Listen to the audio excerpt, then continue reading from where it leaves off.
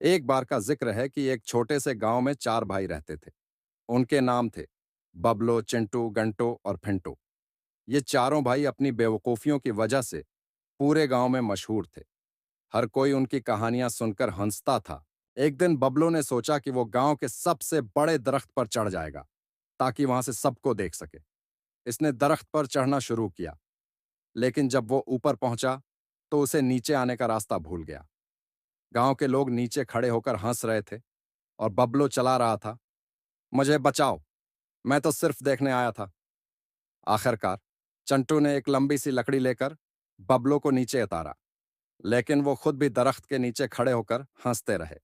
चंटू ने एक दिन सोचा कि वो गांव के सबसे बड़े तालाब में तैरने जाएगा, लेकिन जब वो पानी में गया तो उसे याद आया कि वो तो तैरना नहीं जानता। वो पानी में छपकली की तरह तड़पने लगा। गांव के लोग फिर से हंसने लगे। गंटू ने एक डंडा लेकर चंटू को बाहर निकाला और कहा, भाई, तैरने का शौक है तो पहले सीख लो। गंटू ने एक दिन सोचा कि वो अपने भाइयों के लिए एक खास खाना बनाएगा।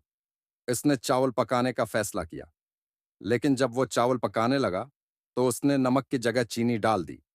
जब भाइयों ने खाना खाया तो उनके मुंह में मीठा चावल आ गया।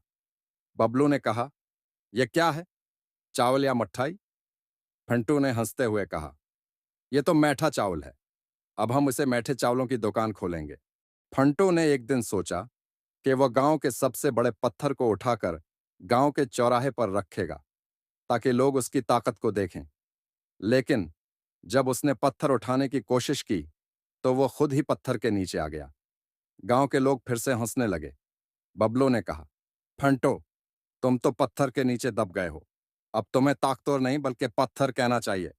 आखिरकार ये चार बेवकूफ भाई अपनी बेवकूफियों की वजह से गांव के सबसे मशहूर लोग बन गए।